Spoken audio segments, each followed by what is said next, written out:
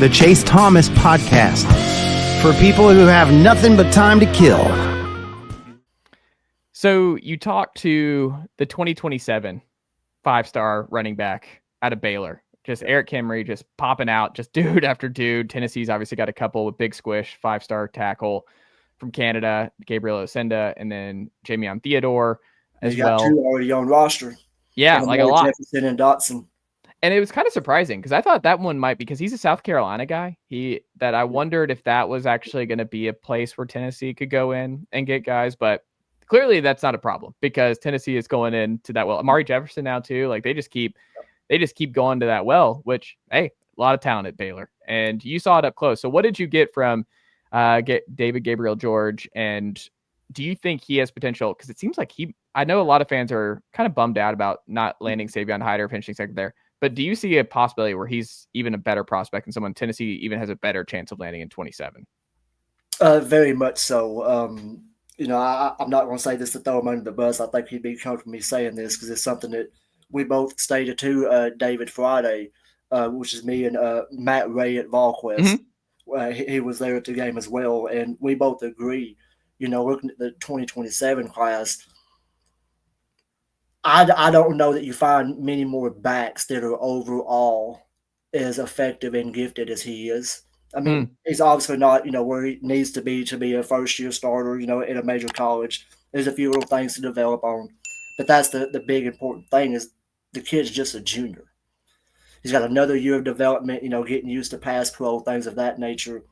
But Matt and I were talking, if you took and combined the 26 and 27 class, I think he's a top 5 back with both combined classes at running back. Wow. And could make a strong case for being the top back. So it's one of those, it's kind of apples to oranges when you want to compare, but in terms of the conversation, if I were Tennessee fans, like you said, I'm not sure they end up flipping Hyder, down the stretch. Not that he's a consolation prize, but you do have to look ahead to the next year to where I think David Gabriel Georges is your Hyder of next year's class. Very gifted guy. I'll actually tell you the first time I saw him in person was last year when they played Raven Gap on ESPN. So I'm aware of Shakai Mills' night at the time. Well, I'm sitting there watching the game and I'm like, okay. And it took me about 3 or 4 plays to register that the jersey number was different because the kid was built just like Shakai was last year as a sophomore. Wow. And if anybody's ever seen pictures or video of Shakai, he's a very physically gifted running back himself, who I anticipate touching the field in some phase at Ole Miss this year.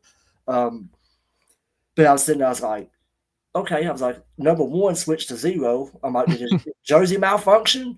And then I find out through the course of the game that it's a completely different kid. So I'm joking with Shakai after the game.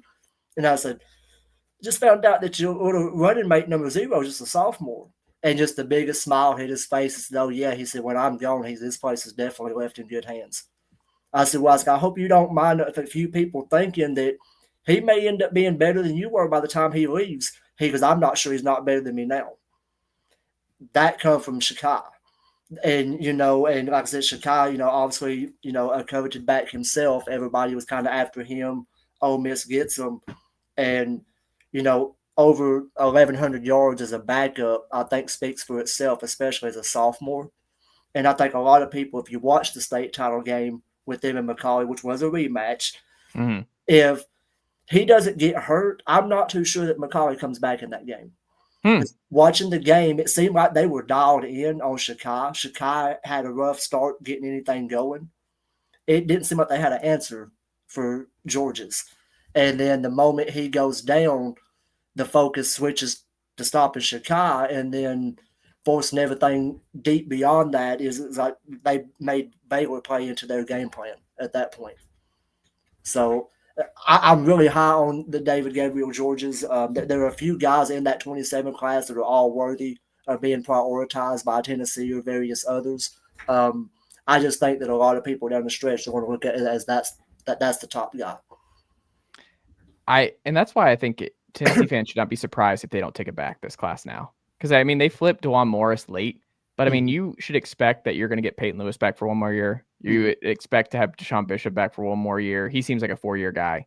And then DeJuan Morris should be able to step right in and help you in year 2, and Justin Baker as well from Buford. So you don't really need, you can take another transfer to fill out that backfield if you need to, but you can actually get away with not taking it back this cycle. And also it'd probably be nice for David Gabriel Georges to like see, hey, we're not just going to take one to take somebody. We're still going all in on you, and you're our biggest priority in 27. So, and then the deck is cleared, because Peyton Lewis, if he has great 2 years here, he's gone. Bishop might be gone.